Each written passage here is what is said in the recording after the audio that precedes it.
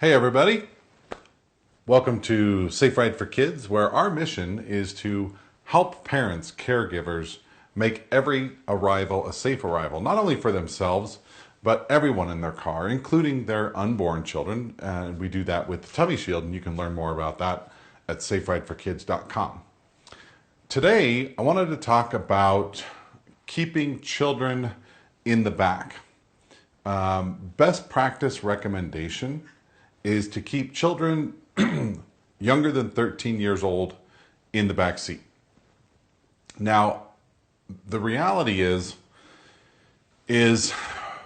culturally, I guess we'll say, we have this idea of kids graduating from one stage to the next. And that starts during the car seat stages. Really, it starts from rear facing, graduating to forward facing. The big kids ride forward facing.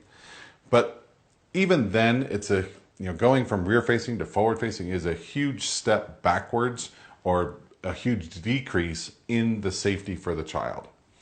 And that whole idea also tends to carry through to parents wanting the children to be riding up in the front seat with them.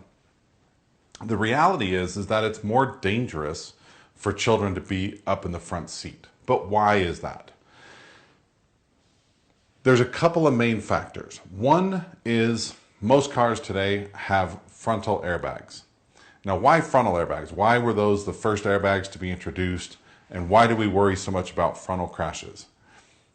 Frontal crashes are the most common type of impact. Those are the most common type of car crash. So, if we're going to talk about putting the odds in our favor, it makes sense to keep kids in the back seat for as long as possible, to a minimum of 13 years old. So the frontal airbags are there as a supplemental restraint. That's why they're called supplemental restraint systems. They're there to be in addition to the vehicle seatbelt system. But with age often comes maturity. So it's important for children to be in the back seat because they might not have the awareness of the maturity level to stay out of the deployment zone of the airbag. Because see, injuries don't occur from an occupant coming in contact with a fully inflated airbag. The injuries from airbags come from being in the deployment zone as the airbag is coming out. What happens there is we can end up with head injuries or other types of injuries if an occupant is leaning forward and in the deployment zone as the airbag is coming out at 200 to 400 miles an hour, which is why we never put a rear-facing seat in the front because by default it is in the deployment zone of that airbag. So one, maturity. We want to keep them in the back seat where they're safest. The other thing is, though, from a crash dynamics perspective, the further away you are from the point of impact, the less energy that your body experiences. So when the kid is in the back seat, they're furthest away from the point of impact for the most common type of crash, which is a frontal impact. So the last thing to think about, or another thing to think about, I guess I should say, is what are they going to come in contact with? In the front seat, we've got the dash, we've got the airbags. In the back seat, we've got the back of the front seats, which typically are not hard plastic or anything substantial like that. So we have some control over what the occupant is coming in contact with. And then another point that gets brought up often is bone density or bone structure.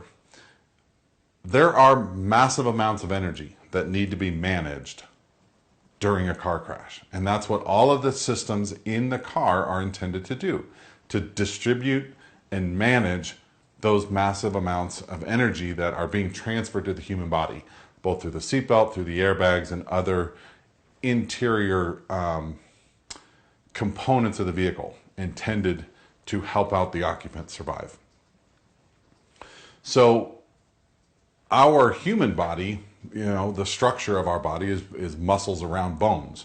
The stronger and more dense those bones are, the less likely we are to experience the significant bone fractures, which can then lead to other secondary injuries of severe bleeding and things of that nature. So the older that we get, in the first half of our lives, the older we get, the more dense our bones become. And then, on the other end of life, it starts to go the other way. But that's another topic for another video. So we want to give our kids the best chance by keeping them in the back until their bones are as strong as they can be, until they need to be up in the front to start learning how to drive, unless you're my 10-year-old who's driving from the back seat. Love you, Mason. So that was our message today. We wanted to give you a little bit of the background of why the best practice recommendation is to keep kids in the back as long as possible, but to a minimum of 13 years old. So from Safe Ride for Kids, wishing you and your family a safe arrival every time. And remember that real safety is about putting the odds in your favor. Have a great day.